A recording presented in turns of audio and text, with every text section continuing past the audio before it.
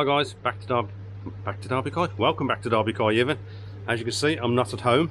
I'm actually doing a bit of a pond visit today, and to a subscriber, he's asked me to pop round, have a look at his pond, and give me a little bit of advice. So we'll spin you around, and I'll introduce you to the owner of this huge pond, just under 25,000 litres, I think he said. So yeah, and he's got some monsters in there as well. So I'll spin you around and we can have a look. Okay guys, here we go.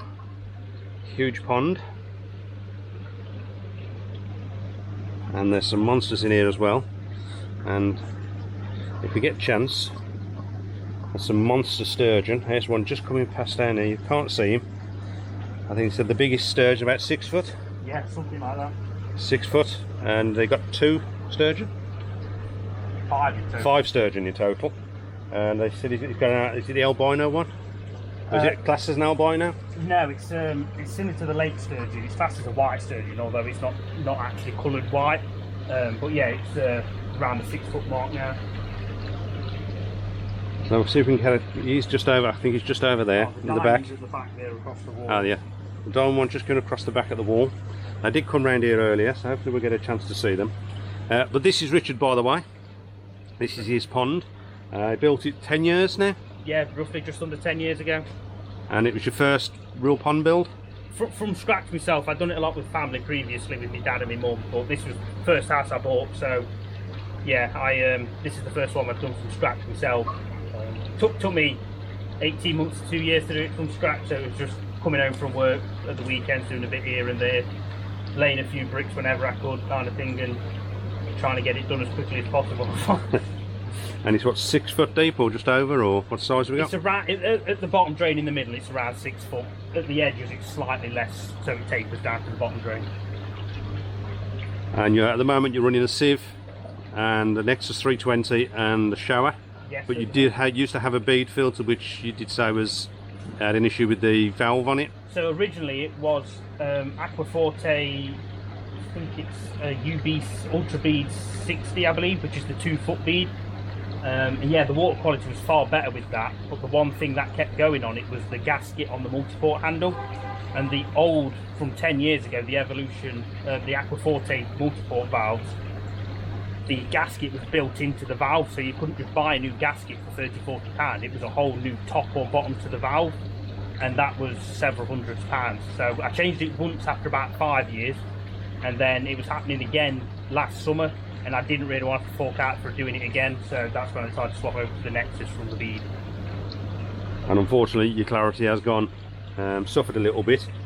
We've been having a look at what issues it could be. There is a little bit of blanket weed on here at the moment, which the fish are actually chewing on and breaking it down. But I've suggested, I don't know that much about the Nexus, but I've said he needs to, I think it might be worth playing around with his flow rate.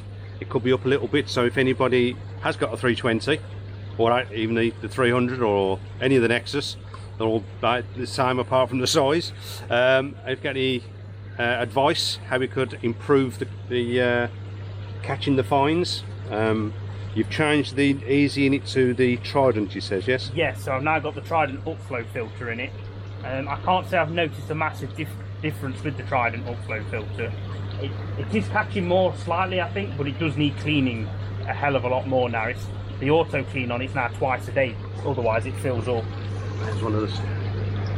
Yeah, that's the big diamond sturgeon. That's what, 3 foot, 3.5? Probably nearer 4 now. I think it's 2 of these slabs when it swims past. Yeah, so I'll catch him again, just there, look.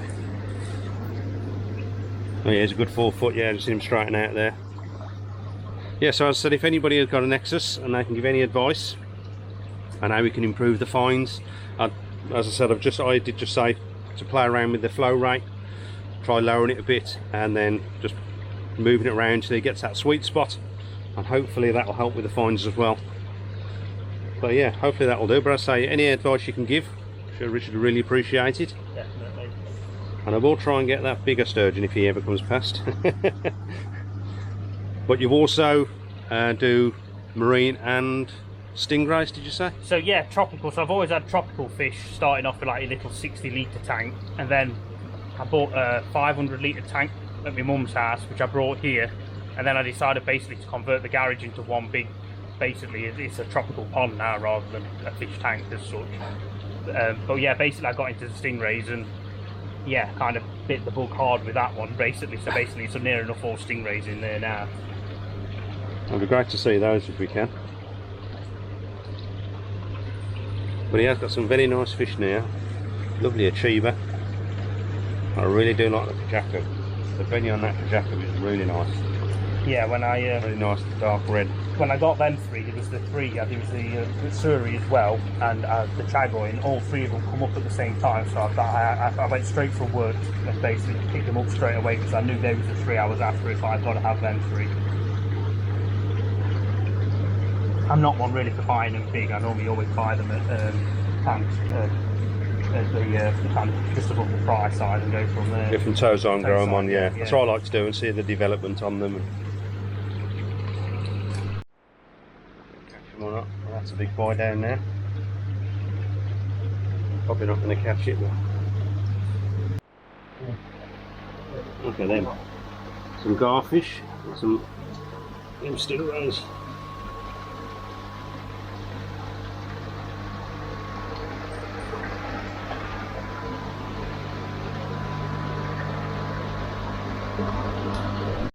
I haven't got an albino stingray, look at that.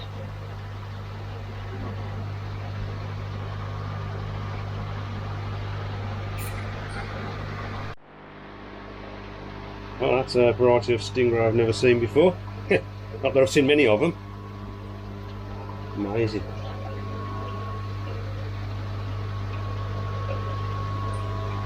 And what do these feed on?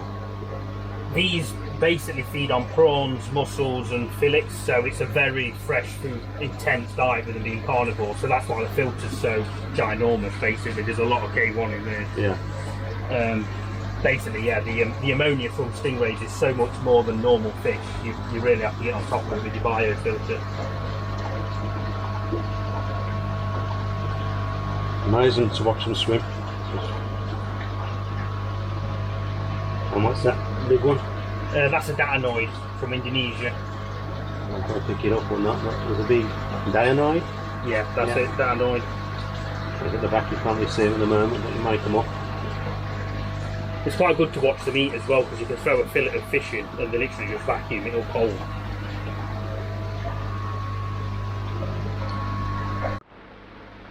That's a knife fish. Knife fish. Well, I suppose with its. So that's closely related to the electric eel. Yeah. You can see the fin along the bottom. That's the same kind of fin that electric eels have. That's probably about 20 years old now. Some of these rays are nearly 20 years old now as well.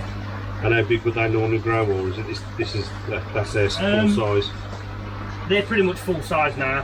Some of them get bigger than others. Some species are smaller, some species are bigger. But yeah, especially in this tank, this size, they normally get to full size quite easily. Okay guys, so just got back from the pond visit at Richard's, subscriber of mine. Yeah, fabulous pond, absolutely gorgeous pond, really big pond, 25,000 litres or just under, and it's got some beautiful fish, all really nice, and them sturgeon are huge. I don't know how they turned out on camera yet. It's a little difficult to see, but when they did come up, they were huge. Some of them really were nice, and it was really good to see those stingray as well. Yeah, never seen anything like that. And somebody to have those as a hobby, that was really fascinating. And there's garfish as well, was it? You said, yeah, garfish was there. Yeah, really interesting to see that. I did explain to Richard that I don't know that much about the Nexus or issues with them. So yeah, it was after some advice, as I said, on the clarity issues he's having.